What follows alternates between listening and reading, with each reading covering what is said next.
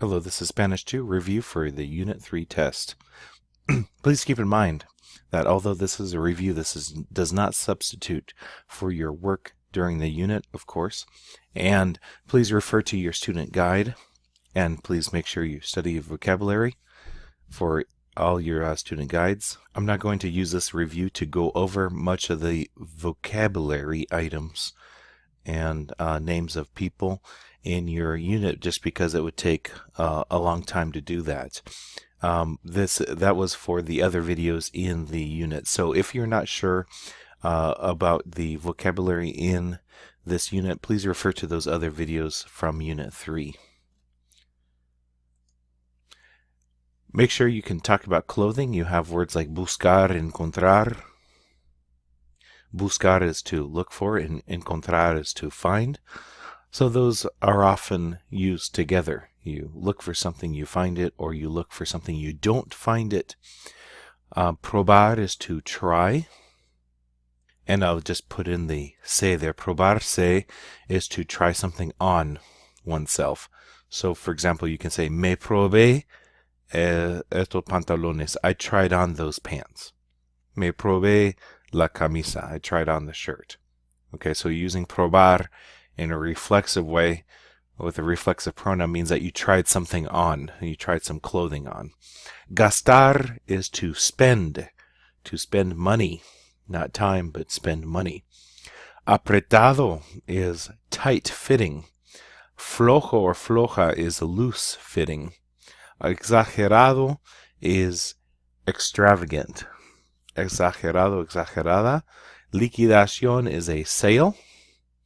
De moda means in fashion, and would use estar, by the way. Está de moda. Esta camisa está de moda. This shirt is in style, is in fashion. Estar hecho de is to be made of.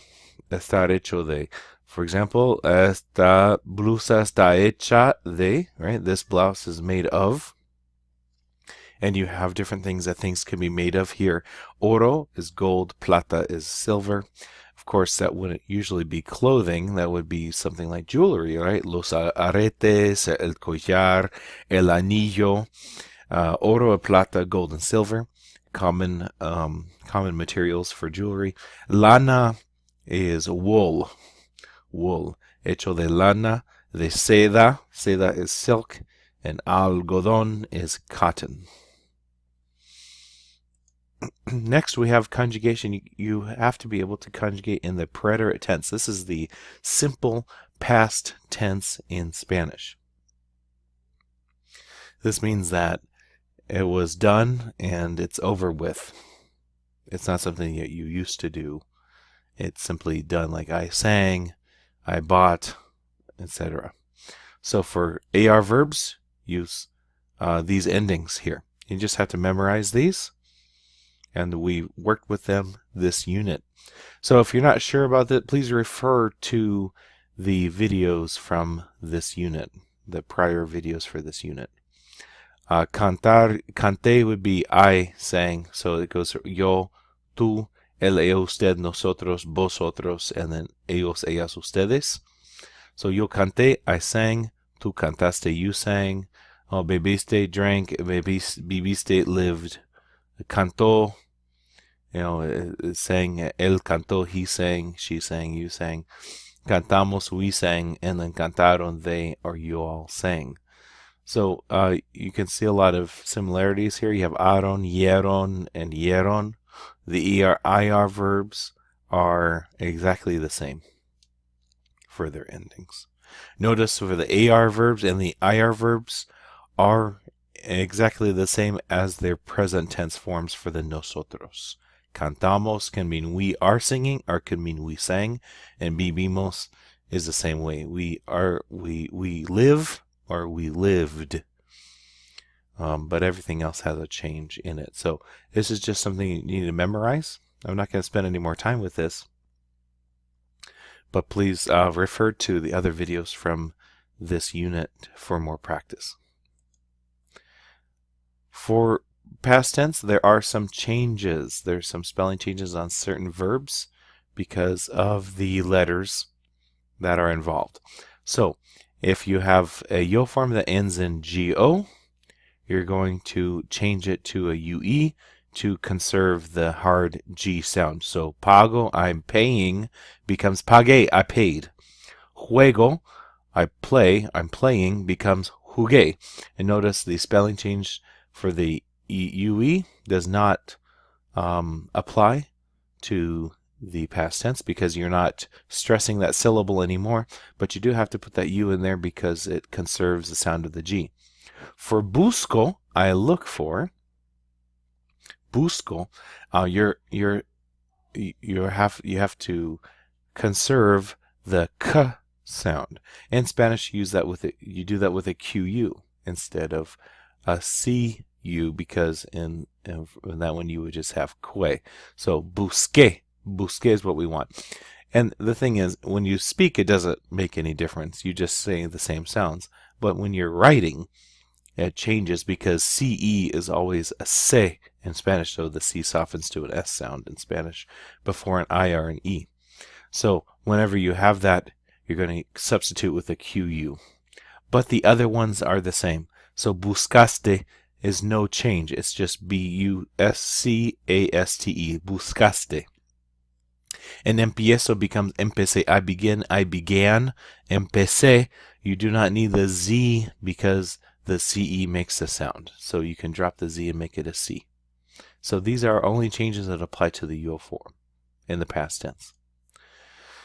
You could use a pronoun instead of repeating the noun. For example, ¿te gustan estas blusas? Do you like these blouses? No, solo me gustan las de algodón. I only like ones that are made out of cotton. You don't have to keep saying las blusas. You can just say las de algodón, las verdes, las de un solo color. Solo me gustan las baratas. I only like inexpensive ones. Or las caras. I only like expensive ones. It just, you can keep from repeating it just by dropping the noun and keeping the article. Demonstrative adjectives. Demonstrative means you're pointing them out. In English, we have the words this and these, and then that and those.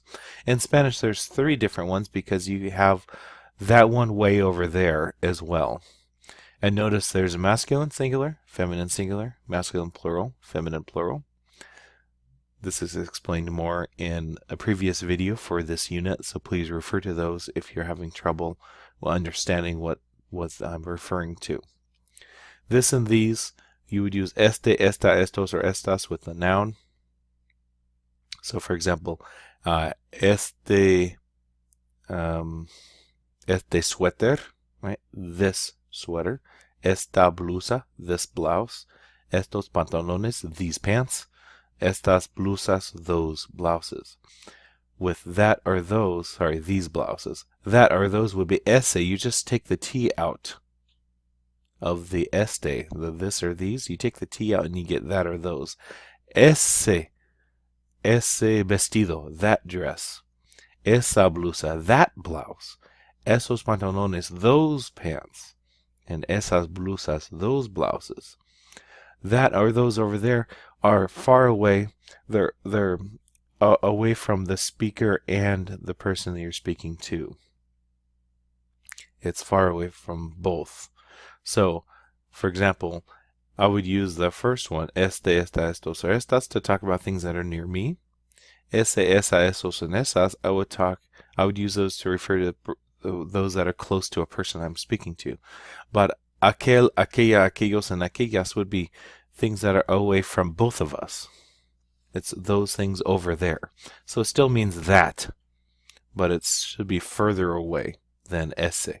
So aquel is that one over there. Aquella, aquellos, and aquellas, and you'll notice that these match the personal pronouns without the AQU.